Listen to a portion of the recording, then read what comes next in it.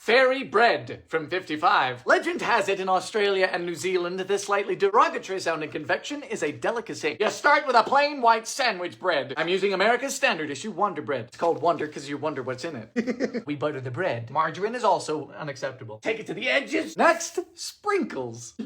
But listen up because this is crucial. You need these sprinkles. The little tiny hard balls that I think people get mammograms for. They call them hundreds and thousands. These are called jimmies, every last one of them. Not a Henry in sight. They are bigger and kind of long and thin. My weakness. But not for fairy bread. You also got dragées that look like little pearls, but these are mostly used in weddings or bakeries that try and justify a $12 cupcake. We apply the hundreds and thousands directly to the bread. Have you ever dropped a container of these nonpareils? You have to sell the house. I feel like I'm gardening. Fairy bread goes as far back as the 1920s. Dylan, did they have sprinkles back then? Yes, they were just in black and white. Cut to triangles. Shape is specified, so it must be important. And we are done.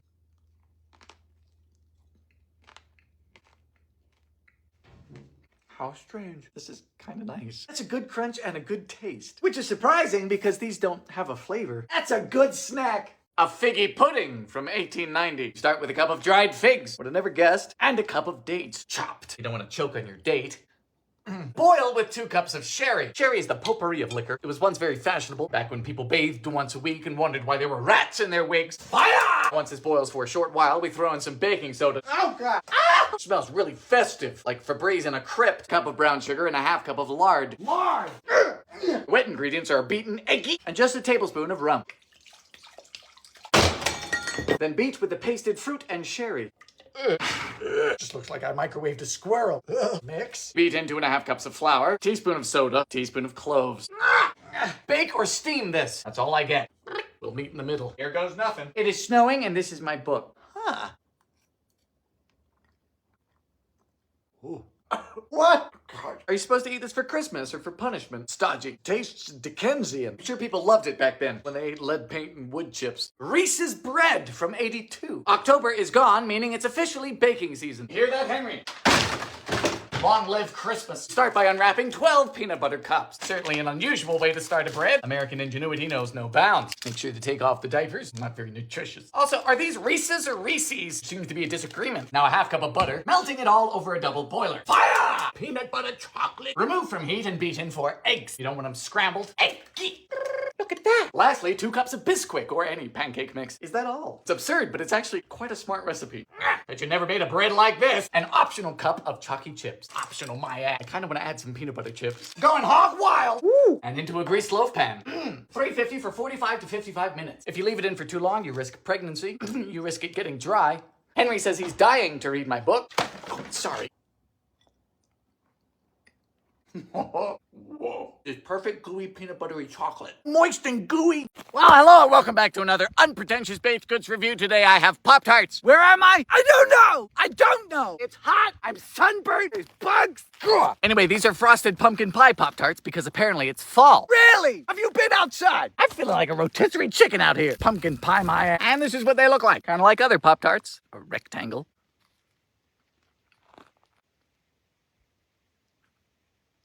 The fuck? This tastes like a scented candle. Oh, well, this is a no-go, Holmes. I know people taste test these things. Your taste testers eat candles? It's a 2 out of 10. And I love Pop-Tarts. Wild and blueberry being the superior flavors. Pumpkin pie. I need to get off the mountain. A Texas sheet cake from 76. I don't know much about Texas. I'm told things there are large. Start with 2 cups of flour and 2 cups of sugar. Woo! Texas got its way too with the flour, which is backwards. What are you up to? Now into a saucepan goes a cup of water, a whole cup of butter, much, 1/4 cup of cocoa, and a big pinch of salt. Now we boil it. Why? I'm just gonna listen to the Texans. Fire! Ooh, we just dump. It's smooth. 1/2 cup of buttermilk, vanilla, teaspoon of baking soda, 2 beaten eggies. Now into a greased 15 by 10. If you don't have one of these, it probably means you don't own one of these unless you stole it, and I won't tell. 325 for 20 to 25 minutes. Texans would love my book. Hello. For the frosting, we briefly boil 1/3 cup of mood juice, 1/4 cup of cocoa, and a 1/2 cup of butter. Fire! Done! Whisk in 2½ cups of powdered sugar. I can feel my teeth falling out of my face right now. Hello. Cup of chopped pecans. Oh my. Texas. Scrumdumptious. Spoon bread from 1911. Haven't a clue what this is. It could be spoons made of bread or bread made of spoons. Into a saucepan goes 2 cups of water, plus 1.25 cups of cornmeal. Cornmeal bothers me. On one hand, it's vegetable dust, and on the other hand, I have fingers. Fire! Cook until thick. What's considered thick, I don't know, but don't ask a man, because you'll get conflicting evidence. Thick! Next up, 2 tablespoons of butter. 2 cups of moo juice. It's very wet. Wet and loose. Yolks of 2 eggies. And separately, we beat the whites. Fold with 2 teaspoons of floof powder. What is this supposed to be? What do we bake this in? I have no idea. It could be a shoe for all I know. Oh, why is it so wet? But we bake at 350 for about 45 minutes to an hour. I'm baking soup. Oh, my cookbook. Oh dear. This is not working. Spoon bread. Spoon bread. I think I have a college degree. It tastes quite good. Texture, no. Is that mean to say? Do people eat this? Another dump cake from 87. So I've actually already taken a dump in this kitchen before. We have a done dump. But instead of using chocolate cake and cherries, I was told I should have used yellow cake and peaches. So let's take a dump. Directly into an oiled casserole dish goes 2 21-ounce cans of peaches and syrup, draining the syrup from one of them. Uh-oh. Today's dump requires the use of a can opener. It's a fairly painful condition. Then you dump! My bad for assuming there was only one way to take a dump. The Americans are rather imaginative. Dump! Frank, can you guess what we do with our box of cake mix? That's right! You dump! Last year we dumped on melted butter, but this recipe just has us put it on top. 3/4 cup. Boop. Then we bake our dump at 350 for about an hour. You can also dump my cookbook in your cart. Sorry. Ooh! Let it cool.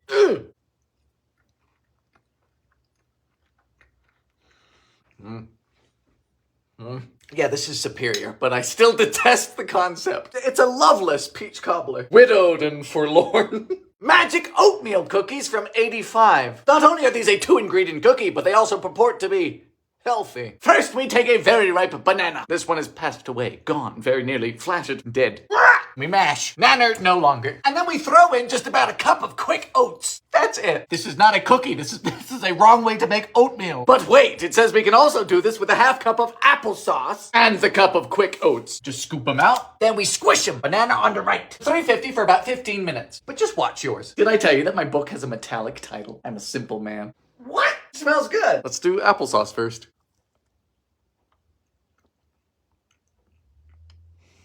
What? It's a cookie. Huh. Now banana. Banana is superior. Sorry. I guess everything's a cookie now. These are really fun and easy. For a healthy cookie, not bad. Prune whip from 1927. Now, if you've never had a prune, good. It's best not to engage with the enemy. Prunes are just plums post-mortem. The Draugr of the fruit kingdom. Start with 15 of them all chopped up nice and disgusting. I love it here. Why 15 of them? Why any of them? Why prune? How prune? Then into a pan to be cooked with a 1/2 cup of water. Fire! See, prunes are primarily used because they're a stellar laxative. You say, Dylan, how else are they used? Threateningly. Now we strain it and let it cool down, preferably forever, never coming back. And into a bowl goes the whites of 2 eggies. Pinch of salt, beating stiff. Cup of sugar. Ooh! And we fold in a bit of vanilla. And our cooled prunes. Into a serving dish, well chilled. My cookbook. Garnished with slivered almonds. You say, Dylan, that's not cooked. Correct. Uncooked whips such as these were very popular in the 20s, alongside dysentery. Good heavens. Oh no! This is foul. Oh dear. K2 defense biscuits from the Second World War. You know times must be tough when your biscuits start getting model numbers. Start with 25 grams of sugar, followed by 25 grams of a mild treacle. Next up is 50 grams of lard. Please get out of the box. Please exit. That was only its first form. 70 grams of milk powder. Mix. Now 200 grams of graham flour. Do you know how hard it is to find graham flour? Hard. 15 grams of wheat germ. Fresh wood chips. I've been told to keep this in the fridge so it stays disgusting for longer. Thank you again. Finally, a 1/2 teaspoon of salt. And a 1/4 teaspoon of bicarbonate. Come on! There we go. So these were a part of America's K-rations. Think of them like dystopian lunchboxes. Poke some holes in. 350 for about 15 minutes. What's that, Frank? You like my cookbook? He can't read.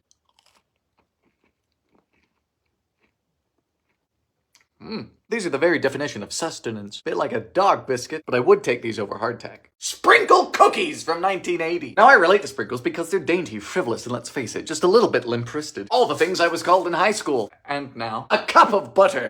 Only a quarter cup of sugar, plus half a cup of sweetened condensed milk. Interesting. And yes, I know I can spray the cup to make it easier to come out, but I didn't come out easily. Why should the milk have it easy? A tablespoon of Nilla. Are you trying to marry me? Nilla beat. Now for 2 cups of flour, 2 teaspoons of floof powder. Finally, we need in 1.5 cups of sprinkles. Cups? You say, Dylan, that's a lot of sprinkles. I say, congratulations. You're very shrewd. This is daft. What is this? Oh, scoop. Dip in more sprinkles. More sprinkles than flour. $3.25 for about 15 minutes. Did I tell you I have a cookbook? It's gonna be fun. Oh, yes. These are like the best birthday cake cookies. Chow mein cookies from 1968. Now, I'm down for chow mein noodles and I'm down for cookies, but I mean, common sense says that they shouldn't necessarily go together. Or do they? We start with 6 ounces of chalky chips, which is a little more than a cup. Plus 6 ounces of butterscotch chips. We're off to a good start. Now we simply melt this over a double boiler. Fire! Then we remove from heat and add in 5 ounces of chow mein noodles. You see, this is where you lose me, because I think this is troubling, like clinically, or you were subject to a fall from a great height. Trying to say you're a little messed up, Teresa from Memphis, Tennessee. And a half cup of salted peanuts. Some crunch for your trauma. Mix until you cry, then you just dollop onto some wax paper to cool while you think about your life choices. Here we have some choice piles of excrement.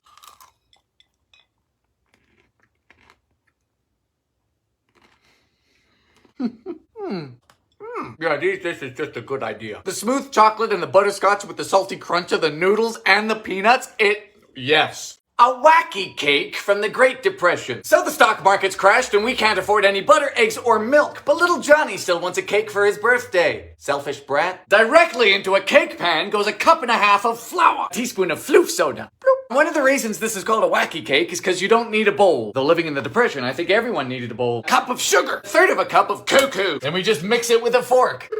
Now we make 3 wells. I feel like a gardener. Do you guys remember Farmville? Those were the days. Into 1 well goes 2 tablespoons of vinegar. Next, 1/3 cup of oil. Nilla. And finally, a whole cup of water. Just mix it in the pan. Bake this at 350 for about a half hour. Oh, it's a cake. Cool completely in the pan. For the frosting, we need a cup of powdered sugar, 2 tablespoons of cuckoo, then slowly add water until thick. Beautiful. What? How did that not stick? Are you a witch?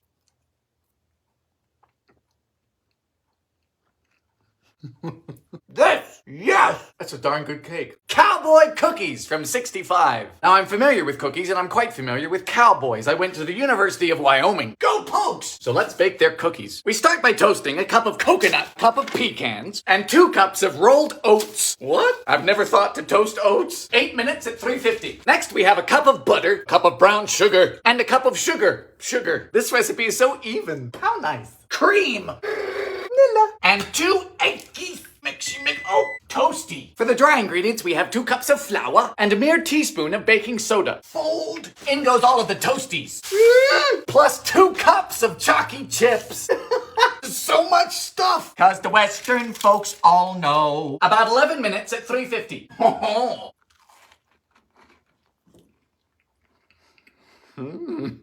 These are highfalutin. Hold on. Good? Very. Tang cookies from 1969. Hey! Now this recipe is from Nebraska. Nebraska, are you okay? We begin with 3/4 cup of Tang. Might I remind you that this is a cookie with drink mix. Followed by a 1/2 cup of sugar. Any dentists out there? 2 eggs. And 2/3 cup of vegetable oil. That's a choice. Whisk. Gee, this sure is vibrant. Nebraska. Now the dry ingredients are dry. 2 cups of flour. 2 teaspoons of floof powder. And a 1/2 teaspoon of salt. I expected Nebraskans to be saltier since they live in Nebraska. Combine. Mix. 350 for about 12 to 15 minutes. I know. Oh, I know.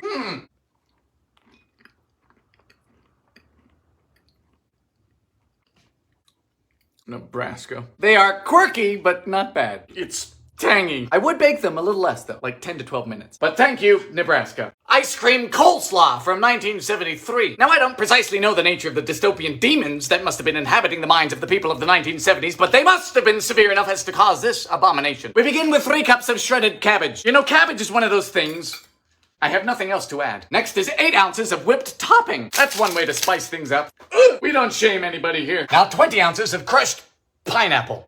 Did I mention this was in the kids' recipe section? Yeah. This is why we hate cabbage. Very bad. Finally, we have a pinch of salt and 2 tablespoons of white vinegar. You, ma'am, are motivated by anger and anger alone. Now we let this chill for about 2 hours or enough time to sell your possessions and flee the state. I feel like I'm waiting to be hanged. All right.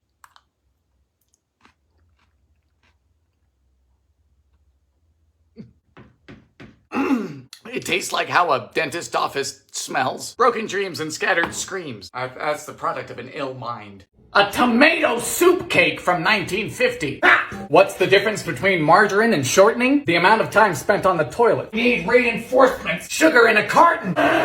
Creamy. Sift your flour 3 times. Lady, your cake has tomato soup in it. This is the least of your worries. Clove, cinnamon, and nutmeg. With the soup. Can't hide from me. I wish you could. Bloop.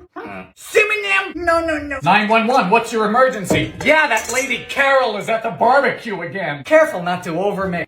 Sorry, I'm just trying to kill it. It smells like a hospital. Tomato spice. If pumpkin spice got hit by a bus. At least it's not moving. Icing. Yeah. Shut up. Doesn't taste like tomato. Tastes like chocolate. Copycat Almond Joys from 1953. Yes, copycat recipes are nothing new, and neither are Almond Joys. In fact, one Mrs. Kirk from Montgomery, Alabama loved them so much she wanted to make them herself. Let's go, honey. We start with an entire 14-ounce can of sweetened condensed milk, to which we add 2 cups of powdered sugar. Mix. Then comes 4 cups of unsweetened coconut. That's a lot. Come on. Then press it into a large parchment-lined pan. I'm using a 13 by 9 inch, but you could use anything similar, like a casserole dish. Once everything's flat and even, you're gonna need some almonds. You just line them up and press them in. This is so satisfying. Now this goes to the fridge, preferably overnight. It just needs to be really hard. Ooh, cut. Yes. Now 4 cups of chocolate and 2 teaspoons of shortening or coconut oil, melting over a double boiler. Fire! Then dip and cover. Hello! Done! Let them set. On the money. Look at that. We did that. Mrs. Kirk, you're my hero. How bad are Wyoming potholes? They will eat you. Wyoming potholes hit harder than divorce. They're eligible to vote.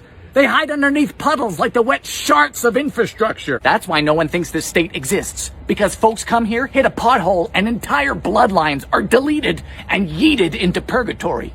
Let me tell you a little secret here. If you ever need to find out if someone is an alien, just go to your local grocery store and watch the artichokes. If someone buys an artichoke, chances are they're either being held at gunpoint or they're an alien. And that's because artichokes are functionally inedible. They're unfit for human consumption. In the entire history of agriculture, no human has willingly ever bought an artichoke. They share the same nutritional value as 1 serving of broken glass. If you think you like artichoke, just double check to make sure you're not a small woodland mammal. Failing that, you're an alien.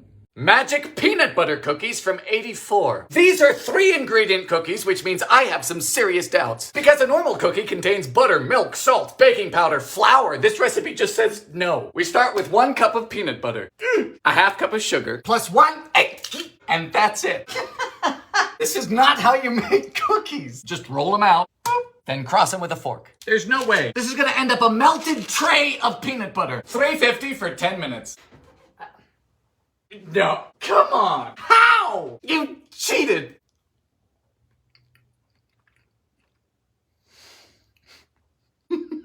These are brilliant. Melt in your mouth, brilliant. Here I was thinking I knew how baking worked. It's not fair.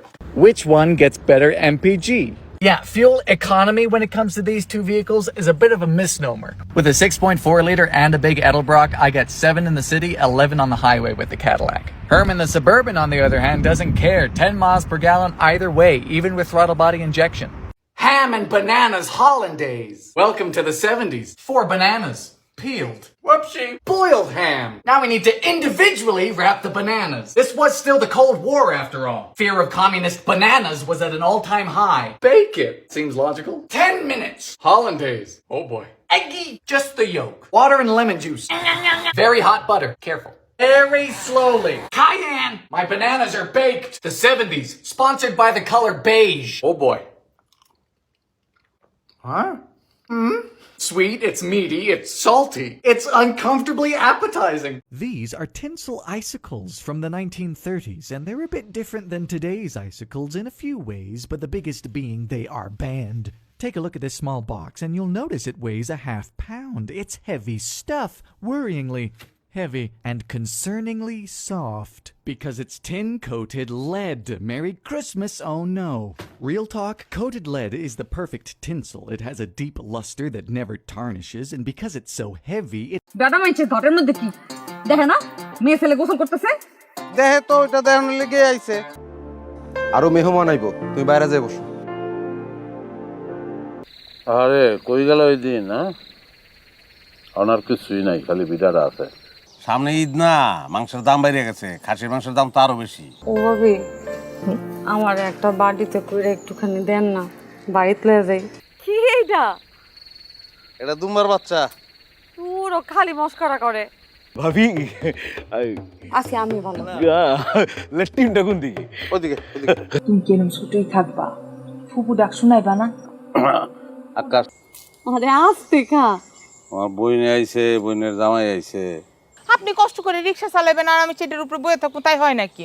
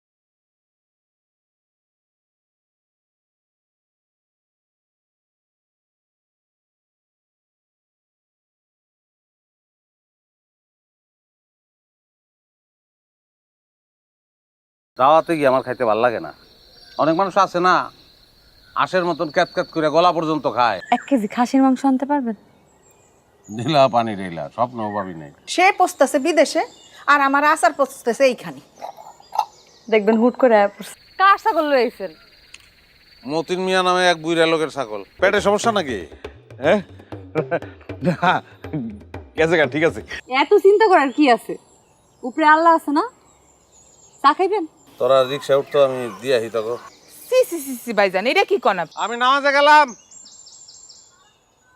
আরে না ঈদের জামাত উপায় আছে দেরি করণের আচ্ছা হুনো কাশেম কাকার বাড়িতে যাবো নামাজ পড়া মাংস বানাবো মাংস লইয়া উনে তাড়াতাড়ি আইসেন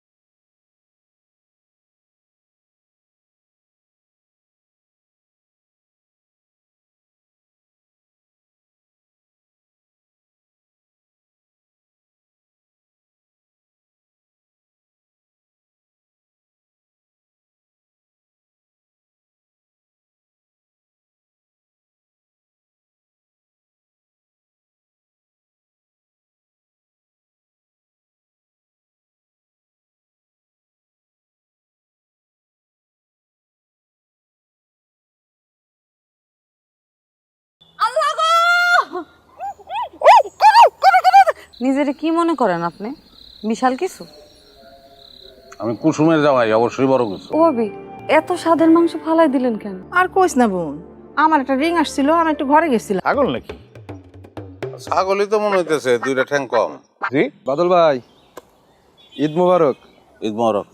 বাবির লয়ে বাড়িতে আইও। কত টাকা নিছে? কত টাকা নিছে এটা দিয়ে কি করবা? পছন্দ হয়েছে নি দেখো। ইংরেজি দিয়া দেশটা শেষ। খারাপ, ছাগলের পাশে খারাপ।